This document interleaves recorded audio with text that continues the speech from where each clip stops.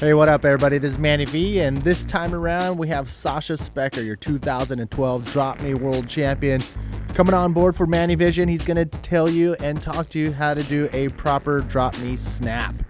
And watching him describe it and watching this cool clip go around and around was pretty sick. I mean, I actually learned a couple things myself, so hopefully you learned something too. Take it away, Sacha. When you're doing a snap, you want to make sure that you have enough speed. You rather want to be burning speed before the snap than not having enough. And if you're able to control the speed, that gives you huge power and huge spray displacement, and we can go on in that. But that's the most important thing. Speed is your number one ingredient.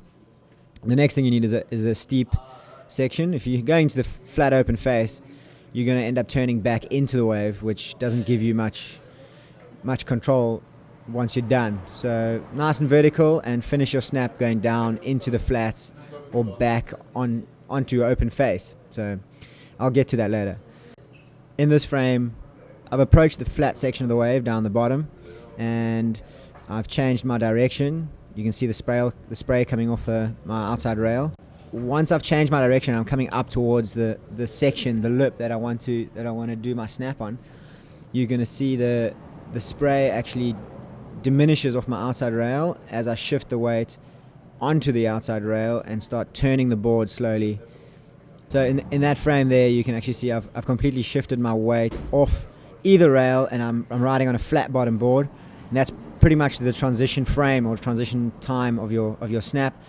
And that's kind of where your snap's going to happen. You think you're traveling further, but from there it's just a pivot, and I like to call them hooks or gaffs. So that's when you just bury that what was your outside rail, and you can see you've hardly traveled any distance there, and you've already shifted all weight. You can see the water's building up underneath that rail, and you're just pushing it out, burying the rail.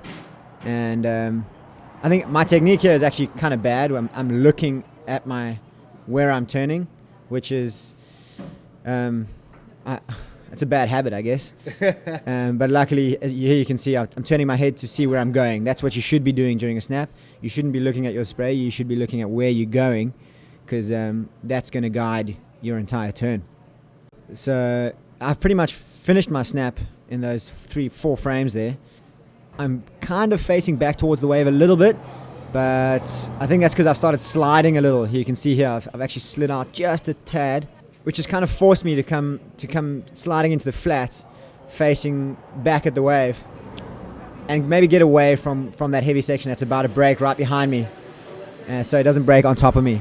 So I guess that really worked out in my favor. The waves were heavier and running kind of fast this day, so that's maybe a good strategy to approach when it's heavier. Just come sliding down into the flats after your turn. You can see I've actually put my right hand in the water as I finished the snap, which kept my balance really, and stopped me from spinning out of control. It's just to control that slide into the flats, and that I can recover.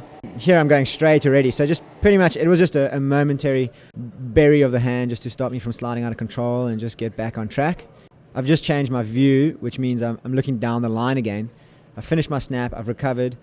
I know I'm in the clear, I'm in the flats, I'm away from the powerful section of the wave, and I'm looking at my next approach. So nice low center of gravity in that next frame. You can see me putting my hand on the front of my board, maybe just as a bit of control, maybe just a habit as well. I'm just outrunning the foam pretty much, just to make sure I'm in the clear. Perfect. I can run through that like a real quick run through. Yeah. Just to recap. So you don't always get to come flying out of a barrel before you do a turn, but in this case I was lucky in Mexico. Puerto, there's no shortage of barrels. So when you're coming out of the barrel, try and eye out your section, and make sure it's a nice steep section. You don't want to be in the flat open face. And make sure when you're coming out or when you're approaching your section, you come from the bottom of the wave, nice in the flats, and a nice vertical approach will allow you to finish your turn in the power pocket of the wave, which lets you carry on riding. Whereas if you on the open face, you're just going to get hit by the white water or just lose control. So shifting weight, rail to rail.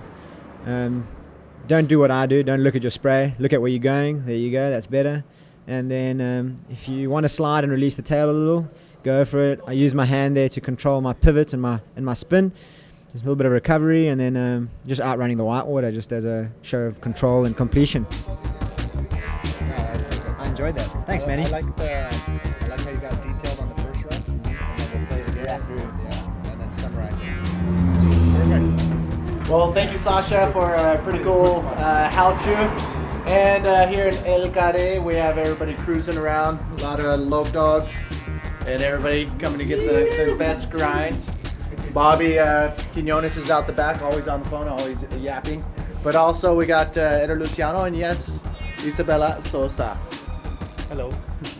She's going to be doing the next how to barrel ride. And we're going to take her awesome barrel ride from one of her first heats. And she's going to go play by play how to do it properly. So that's coming up next week.